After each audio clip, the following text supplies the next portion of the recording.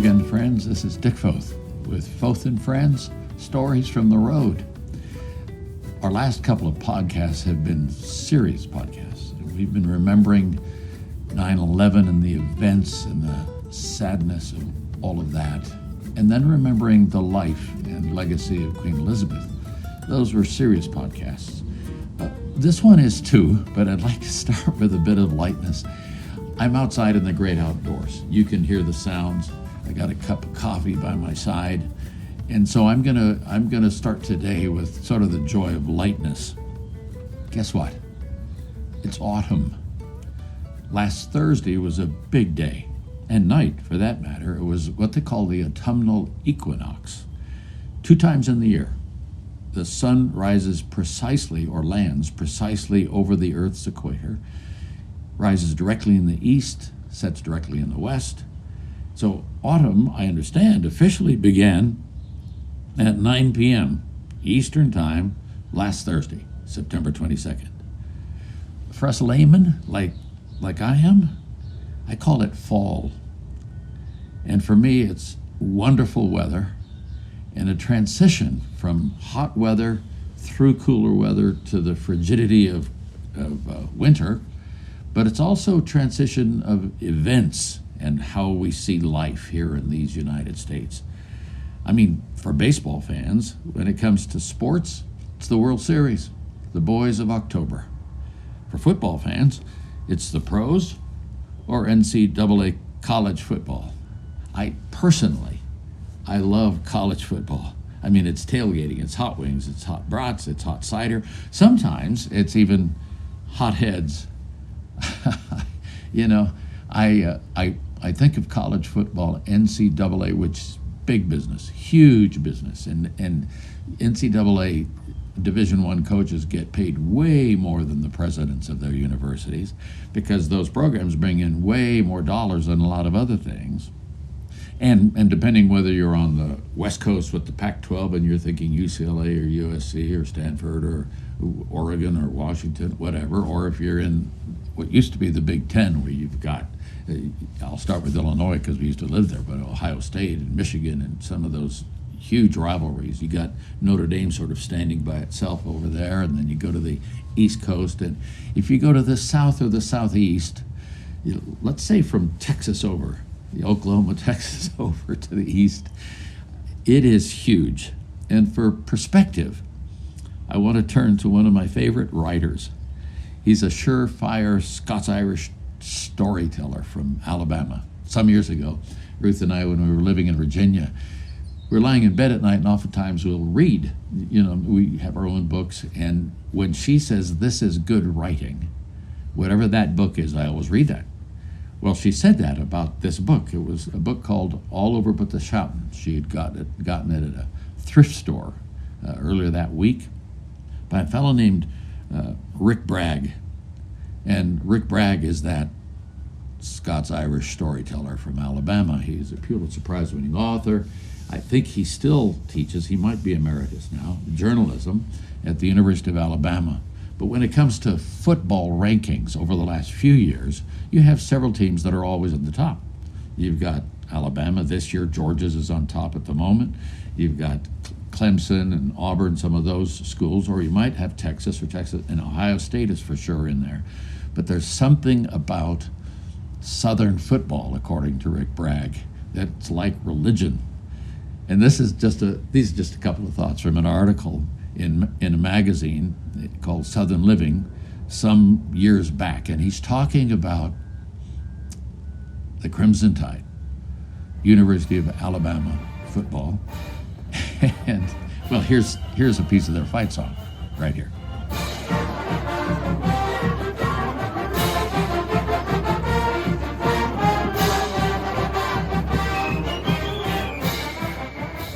This is how Rick Bragg talks about it, what he and some of his people, if you will, believe about football. Quote, "We believe that God himself favors our football teams. On Friday nights and Saturday afternoons, our coaches, some of them blasphemers and backsliders and not exactly praying men the other 6 days of the week, tell their players to hit a knee and ask his favor at the same exact instant the other team is also asking his favor, which I have always taken to mean that God, all things being equal, favors the team with the surest holder on long field goals. Before Nick Saban, the current Alabama coach, with 7 national titles, the most in history, the gold standard for decades in Alabama was Bear Bryant. This is Foth talking here. He had won 6. He was a big man. He got his name Bear as a young man, I understand, from being willing to wrestle a bear at a carnival when he was younger for $1. And this legendary Alabama Crimson Tide coach would prowl the sidelines in a classic black and white checkered houndstooth fedora, a hat, size 7 3/8 inches. His take on whose side is God on in football was a wee bit different than some. Quote, again from Rick Bragg, after a rare Alabama loss, Bear's sidekick on his weekly television show told him, "The Lord just wasn't with us, Coach." "The Lord," growled Bryant, "expects you to block and tackle." I love that. Well, baseball and football are clearly different sports. One comedian some time back said this about baseball. In baseball, during the game, in the stands, there's kind of a picnic feeling. Emotions may run high or low, but there's not too much unpleasantness. In football, during the game in the stands, you can be sure that at least 27 times you're capable of taking the life of a fellow human being. And he goes on to talk about the objectives of the two games that he considers completely different because they use military language in football. Quote, "In football, the object is for the quarterback, also known as the field general, to be on target with his aerial assault, riddling the defense by hitting his receivers with deadly accuracy in spite of the blitz, even if he has to use the shotgun formation. With short bullet passes and long bombs, he marches his troops into enemy territory, balancing this aerial assault with a sustained ground attack that punches hole in the forward wall of the enemy's defensive line." However, in baseball, he says it's more comforting language. It's very simple. In baseball, the object is to get home and to be safe. So I got to tell you, some folks just make me laugh, and there are a lot of days I need a little laughter along the way. But let me speak just for a moment here to the most important thing about fall for me: harvest. I don't know that I came face to face with harvest as a city kid in Oakland, California. But after marriage in the mid-'60s, when Ruth and I moved back to East Central Illinois, to where the University of Illinois is in Champaign-Urbana, we came face to face with harvest, big time. And one time I even went out to a farmer's place when they were planting, before harvest obviously, and he said, "Would you like to try driving the tractor?" I think they were just what they called spring toothing it or disking it back in the day to break up the ground that had been in deep freeze all winter. And so I tried it, and I looked back to see how straight that furrow was, and it looked like the back of a sidewinder snake. So I decided not to go further in farming. But at this time of year, depending on your location around the country, you harvest vegetables. You harvest turnips and beets and celery, and the big one is corn and soybeans, which if you use the fancier name these days where they bake it, I think it's edamame. And then you have fruit. You have apples and Asian pears and cranberries and dates and figs and grapes. There's still some, I guess, being harvested in some areas. Persimmons, pomegranates. And then there are those other fruit species that I don't know that I think of these as fruit most of the time, like tomatoes, squash, zucchini, pumpkins, cucumbers, eggplants, bean and pea pods, and wait for it, bell peppers. I'm telling you, what? Yes, I read it on Google. Must be true. Anyway, there are seasons for planting and seasons for harvest.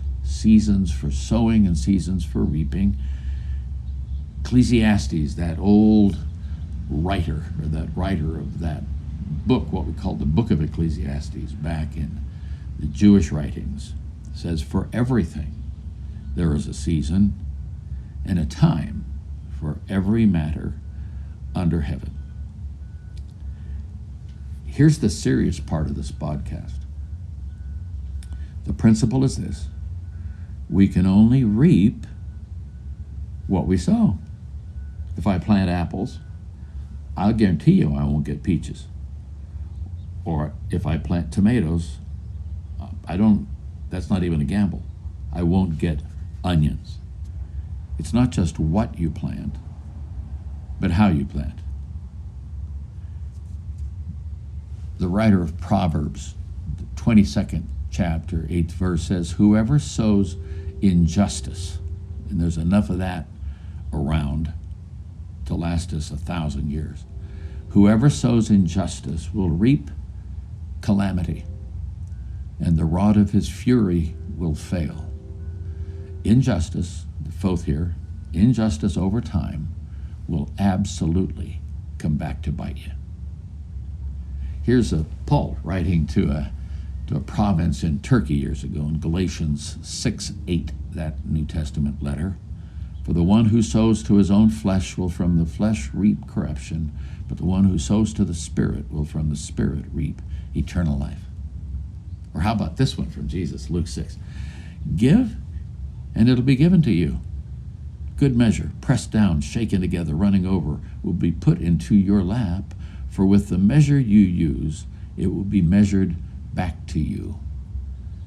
That image is from someone going to market back in the day and holding out the apron or the long skirt, and the amount would be poured into that skirt.